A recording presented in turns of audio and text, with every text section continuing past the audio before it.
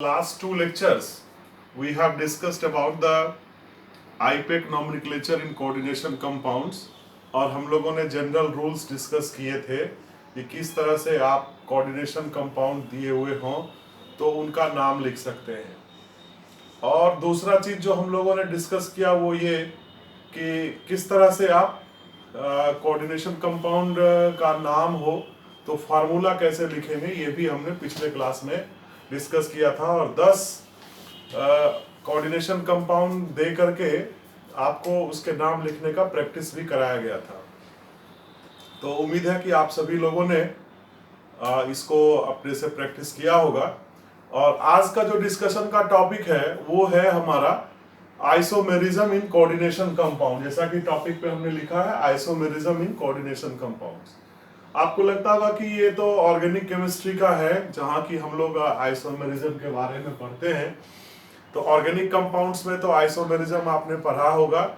और आइसोमर्स या समावयवता ये है क्या? तो ऐसे दो डिफरेंट कंपाउंड, मेरी बात पर ध्यान दीजिए, दो डिफरेंट कंपाउंड जिनका मॉलिक्यूलर फॉर्मूला एक जैसा हो, यानी कि समान संख्या के एटम से बने हुए हों, तो उनको हम लोग आइसोमर्स कहते हैं। ये बात ध्यान देने का है कि आइसोमर्स हमेशा दो डिफरेंट कंपाउंड होते हैं। उन दोनों कंपाउंड में के फिजिकल या केमिकल प्रॉपर्टीज में कुछ ना कुछ चेंज जरूर होता है, तो उसी को हम लोग आइसोमर्स कहते हैं। कोऑर्डिनेशन कंपाउंड्स में भी आइसोमेरिज्म का फिनोमिनन देखने को मिलता है और उसी को हम लोग आज यहाँ डिस्कस करेंगे। जैसे कि आपको मालूम है कि आइसोमर्स दो तरह के होते हैं, स्ट्रक्चरल आइसोमर्स और स्टीरियो आइसोमर्स। तो इनऑर्गेनिक कंपाउंड में भी, कोऑर्डिनेशन कंपाउंड में भी स्ट्रक्चरल आइसोमर्स है और स्टीरियो आइसोमर्स है। स्ट्रक्चरल आइसोमर्स हम लोग उसको कहते हैं जिसमें कंपाउंड के डिफरेंट स्ट्रक्चर के कारण, अरेंजमेंट के कारण, बॉन्डिंग के कारण अलग अलग तरह से उसमें डिफरेंट कंपाउंड्स बन जाते हो तो। और स्टीरियो कहते हैं जब हमारा स्पेस के अंदर, स्पेस में, 3 डायमेंशन में उसका डिफरेंट ओरिएंटेशन हो तो उसको हम लोग स्टीरियो आइसोमेरिज्म कहते हैं। अब देखिए इस स्ट्रक्चरल आइसोमेरिज्म को फिर से 5 भाग में बांटा गया है। 5 कौन कौन से हैं? तो पहला है आयोनाइजेशन, दूसरा है सॉल्वेट या हाइड्रेट आइसोमर्स, तीसरा है लिंकेज, चौथा है कोऑर्डिनेशन और पांचवा है हमारा यहाँ पर कोऑर्डिनेशन पोजीशन आइसोमर्स। एक बार फिर से आप ध्यान दीजिए इसको, आयोनाइजेशन, सॉल्वेट और हाइड्रेट, लिंकेज, कोऑर्डिनेशन और कोऑर्डिनेशन पोजीशन। और जैसा कि आपको मालूम है स्टीरियो आइसोमर्स जो है वो दो तरह के होते हैं, ज्योमेट्रिकल और ऑप्टिकल। तो इसकी चर्चा हम लोग बाद में करेंगे। अभी हम लोग उदाहरण के साथ इसकी चर्चा करते हैं। जो ये 5 तरह के स्ट्रक्चरल आइसोमर्स हैं इनकी चर्चा हम लोग करेंगे। तो सबसे पहला आयोनाइजेशन आइसोमर्स किसको कहते हैं? Where you have different ions in the solution. ये केस हो तो इसको हम लोग आयोनाइजेशन आइसोमर्स कहते हैं। अब कुछ उदाहरण के द्वारा हम लोग इसको देख सकते हैं। CONH3 होल 5 BrSO4, और इसको यदि हम लोग इस तरह से लिखें CONH3 होल 5 SO4 Br, तो ये दोनों आयनाइजेशन आइसोमर्स के उदाहरण हैं। अब ये कैसे आयनाइजेशन आइसोमर्स के उदाहरण हैं? तो इसको आप देखिए कि जब इसका डिकम्पोजिशन होगा, आयंस के रूप में ये टूटेगा सॉल्यूशन में, तो ये बनाएगा हमारा CONH3 होल 5 Br2+ जोड़ SO4 2-, और ये हमारा बनाएगा CONH3 होल 5 SO4। अब 1+ का चार्ज ध्यान देना है, चूंकि Br के ऊपर एक ही नेगेटिव चार्ज है तो इसमें एक ही प्लस का चार्ज होगा, और यहां जो आयन जनरेट हुआ वो हमारा है Br-। तो एक बार देखिए कि इसमें Br लिगेंड के रूप में है, और कोऑर्डिनेशन स्फीयर के अंदर जो लिगेंड के रूप में जो चीजें रहती हैं वो सॉल्यूशन में भी इंटैक्ट रहती है। कोऑर्डिनेशन नंबर यहाँ 6 हुआ, यहाँ भी कोऑर्डिनेशन नंबर 6 है, लेकिन यहाँ Br- काउंटर आयन हुआ और ये सल्फेट आयन यहाँ पर काउंटर आयन हुआ। तो एक तो ये चीज समझना है। दूसरा क्या है कि जैसे आप कभी कभी आता है कि ये जो दो कॉम्प्लेक्स है इसका फॉर्मूला नहीं दिया हुआ है, आयंस के बारे में बताया हुआ है, और आपको पूछा जा रहा है कि एक कंपाउंड जो है वो बेरियम क्लोराइड का टेस्ट देता है। किसका टेस्ट देता है? बेरियम क्लोराइड से। कैसा टेस्ट देता है? White PPT. और दूसरा जो है वो सिल्वर नाइट्रेट के साथ लाइट येलो पीपीटी देता है।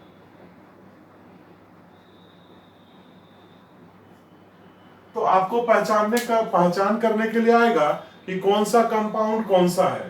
तो जो कंपाउंड बेरियम क्लोराइड के साथ, मान लीजिए इसका नंबर हमने 1 दिया, इसका नंबर 2 दिया, तो जो फर्स्ट कंपाउंड है ये बेरियम क्लोराइड के साथ व्हाइट पीपीटी देगा। सल्फेट इसमें काउंटर आयन के रूप में बाहर रिलीज हो रहा है, तो बेरियम सल्फेट का व्हाइट पीपीटी आएगा। लेकिन इसके केस में आपको सल्फेट अंदर है और बेरियम क्लोराइड के साथ व्हाइट पीपीटी ये नहीं देगा। सेकेंड कंपाउंड बेरियम क्लोराइड के साथ व्हाइट पीपीटी नहीं देगा, और ये हमारा सिल्वर नाइट्रेट के साथ लाइट येलो पीपीटी देगा, जो कि अमोनियम हाइड्रोक्साइड में तुरंत से डिसॉल्व हो जाएगा। तो इस तरह से हम समझ सकते हैं कि यदि आयनाइजेशन आइसोमेरिज्म एक तरह से कोऑर्डिनेशन कंपाउंड में लिगेंड को आइडेंटिफाई करने के लिए कि whether the particular anion acts as a ligand or the counter ion, this can be done with the chemical tests, और ये हम आयनाइजेशन आइसोमेरिज्म के द्वारा इसको हम लोग सीखते हैं।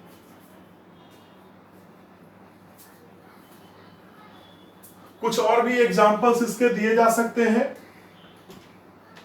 और उसमें भी आप काउंटर आयंस लिखने का काम करेंगे, जैसे PtNH3 होल 4,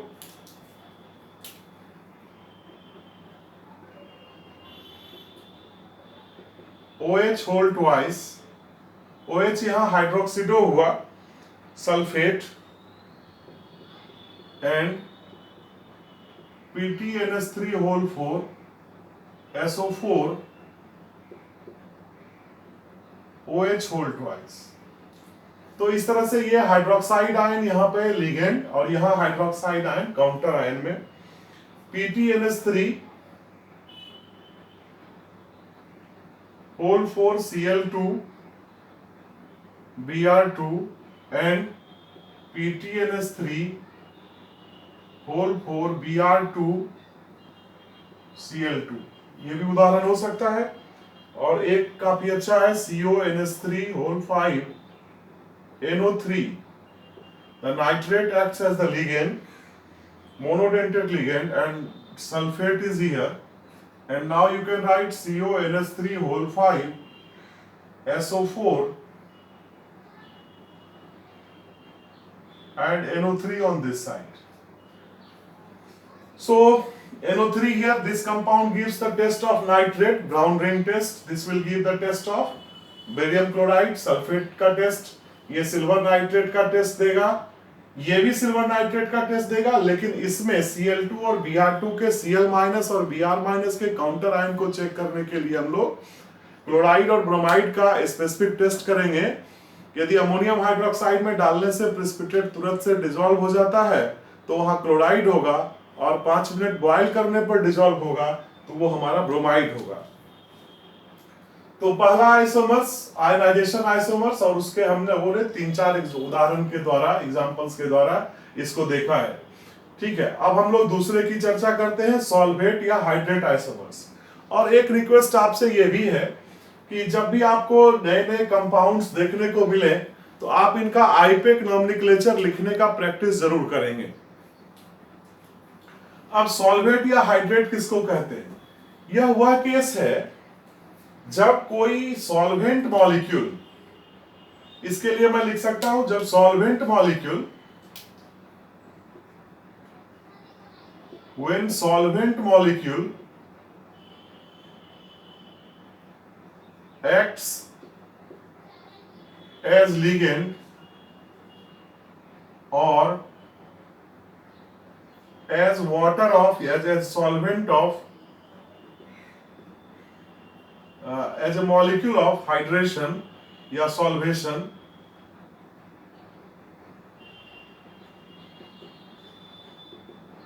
सॉल्वेशन या हाइड्रेशन, वाटर का केस हो तो hydration, then they produces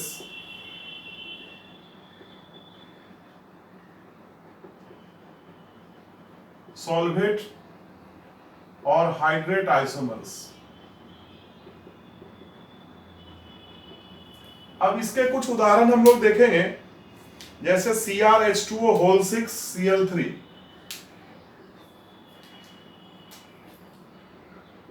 CrH2O whole 6 Cl3 and CrH2O whole 5 Cl, एक Cl इधर देखिए लिगेंड में आ गया, Cl2H2O।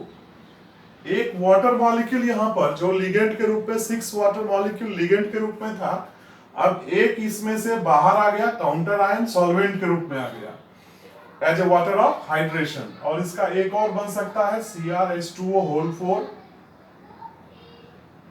Cl2, 2 Cl लिगेंड के रूप में आ गया, एक Cl बाहर और 2H2O यहां पर वाटर ऑफ हाइड्रेशन हो गया। अब ये जो तीनों कंपाउंड हमने बनाया है, इसका मॉलिक्यूलर फॉर्मूला एक ही है, समान संख्या में एटम्स या एलिमेंट्स मिलकर के ये कंपाउंड बना रहे हैं। और ये तीनों कंपाउंड कलर में अलग अलग हैं, जैसे ये वायलेट कलर का है, ये थोड़ा सा ग्रीन है, ब्लू इज ग्रीन,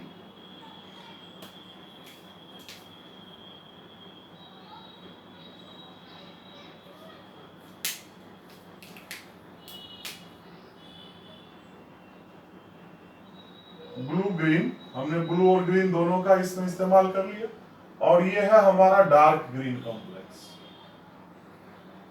तो कलर से ये कंपाउंड अलग हो गया, तो एक फिजिकल कैरेक्टरिस्टिक्स इसका अलग हो गया और ये हमारा डिफरेंट कंपाउंड हो गया।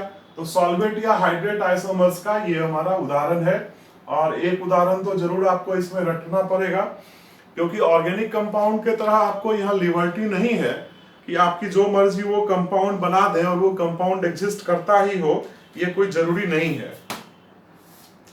अब हम लोग तीसरा केस देखते हैं, लिंकेज आइसोमेरिज्म। तो ये लिंकेज आइसोमेरिज्म कहां पाया जाता है? ये लिंकेज आइसोमेरिज्म उस केस में पाया जाता है जहां एम्बिडेंटेड लिगेंड्स होते हैं।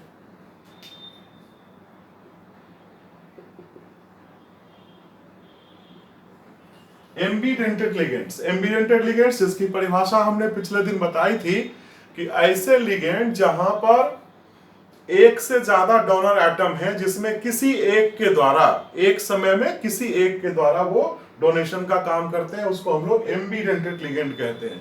जैसे साइनाइड है, थायोसाइनेट है, नाइट्राइट है, तो ये सब एम्बिडेंटेड लिगेंड है। और इसका कुछ उदाहरण देखिए, CONH3O5 ONO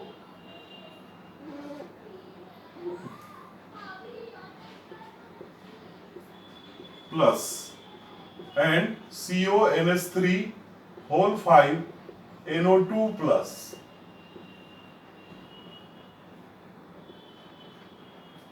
ये बाकी चीजें जो हम लोगों ने पहले लिखी है उसको मिटा देने से ज्यादा कंफ्यूजन नहीं होगा। अब देखिए, इसमें ऑक्सीजन डोनर है और इसमें नाइट्रोजन डोनर है, तो इसको लिखने का भी तरीका ONO और NO2 के फॉर्म में है। ये हमारा रेड कलर का कॉम्प्लेक्स है और ये जो है ये हमारा लाइट येलो है। और येलो कलर का जो कॉम्प्लेक्स है वो ज्यादा स्टेबल है, इट्स ए मोर स्टेबल। और स्टेबिलिटी के लिए हम लोग अलग पैरामीटर भी पढ़ते हैं, जैसे हमारा कोबाल्ट है, तो इसके साथ यदि नाइट्रोजन डोनर लिगेंड होगा तो ज्यादा स्टेबल होगा, तो इसलिए हम लोग इसको ज्यादा स्टेबल कहते हैं। तो तीन तरह के आइसोमर्स की चर्चा हम लोगों ने की है, आयनाइजेशन, सॉल्वेंट या हाइड्रेट, और लिंकेज। लिंकेज का केस आपको मिलता है देखने को वहां जहां एम्बिडेंटेड लिगेंड है। और भी उदाहरण दिए जा सकते हैं, जैसे CrH2O होल 5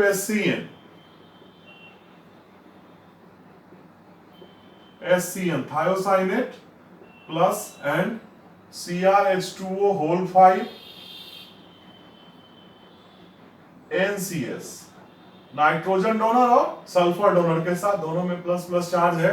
तो ये हमारा एम्बिडेंटेड लिगेंड्स के केस में है। और इस तरह के आइसोमेरिज्म को हम लोग लिंकेज आइसोमर्स कहते हैं। अब चलिए चौथे आइसोमर्स की तरफ, जिसको हम लोग कोऑर्डिनेशन आइसोमेरिज्म कह रहे हैं। बाकी तीन को हम लोग मिटा लेते हैं। ये कोऑर्डिनेशन आइसोमर्स किस केस में आता है? कल हम लोगों ने नॉमेनक्लेचर के दौरान एक उदाहरण आपको बताया था जहां पर कैटायनिक और एनायनिक दोनों पार्ट कॉम्प्लेक्स था। एक ऐसा कोऑर्डिनेशन कंपाउंड जिसमें कैटायनिक पार्ट और एनायनिक पार्ट दोनों कॉम्प्लेक्स हो, तो उस केस में आपको कोऑर्डिनेशन आइसोमेरिज्म देखने को मिलता है जब लिगेंड्स का जो ज्वाइनिंग सेंट्रल मेटल आयन है, जिस सेंट्रल मेटल आयन के साथ वो ज्वाइन करता है वो चेंज कर जाता है। तो इसको आप देखिए एक उदाहरण से, CrNH3 होल 6 COCN6, आप इसका नाम लिख सकते हैं हेक्साएमीन क्रोमियम 3 हेक्सासाइनिडो कोबाल्टेट 3। और इसका एक आइसोमर तब बनेगा जब हम लोग लिखेंगे इसको CONH3 होल 6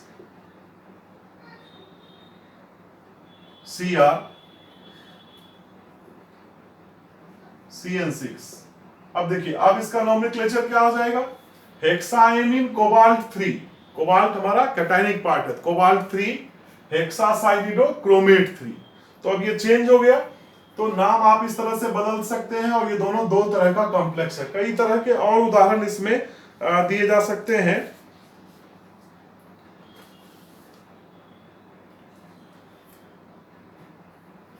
जैसे PTNH3 whole 4, PTCl4, PTCl4 sorry, और फिर हम लिख सकते हैं PDNH3 होल 4 PTCl4। तो ये दो कॉम्प्लेक्स जो हैं, ये हमारा कोऑर्डिनेशन आइसोमेरिज्म कहलाता है। और एक उदाहरण और हमको देखना है कोऑर्डिनेशन पोजीशन आइसोमर्स का। तो कोऑर्डिनेशन पोजीशन आइसोमर्स कहां होगा? जहां पर ब्रीजिंग लिगेंड्स होंगे। अभी तक हम लोगों ने मोनोन्यूक्लियर कॉम्प्लेक्सेस के बारे में चर्चा की थी। और इस मोनोन्यूक्लियर कॉम्प्लेक्स में आप ध्यान दीजिए कि आपको सेंट्रल मेटल आयन एक है, लेकिन कभी कभी ऐसे कॉम्प्लेक्सेस भी बन सकते हैं जहां एक से ज्यादा सेंट्रल मेटल आयन है।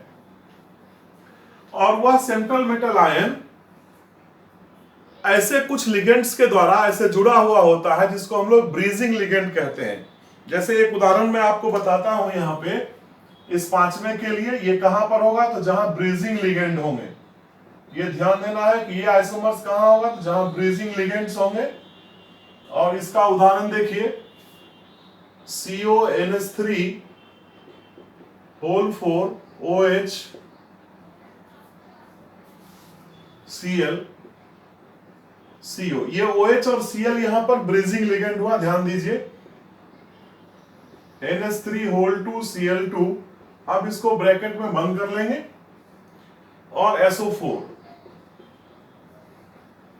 अब इसका नाम यदि लिखना होता है तो लोग को वैसे ही नाम लिखना है, केवल ब्रीजिंग लिगेंड में म्यू शब्द जुड़ जाता है। जैसे ब्रीजिंग लिगेंड के लिए यहां हम लोग यूज करेंगे म्यू हाइड्रोक्सीडो,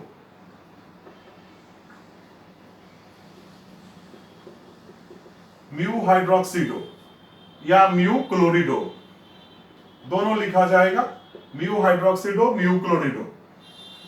तो नोमेनक्लेचर पर बाद में इसमें चर्चा की जाएगी। अभी देखिए कि इसका दूसरा आइसोमर कैसे बनेगा। इसका आइसोमर तब बनेगा जब आप सेंट्रल मेटल के सराउंडिंग में जो लिगेंड है उसमें कुछ बदलाव हो जाए। अब एक बदलाव करके हम इसको ऐसे लिख सकते हैं कि CO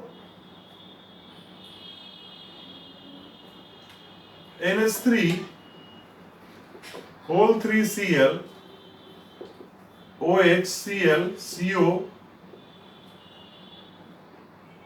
NH3 whole 3Cl दोनों तरफ एक जैसा हो गया, ये सिमेट्रिकल हो गया, ये अनसिमेट्रिकल हो गया।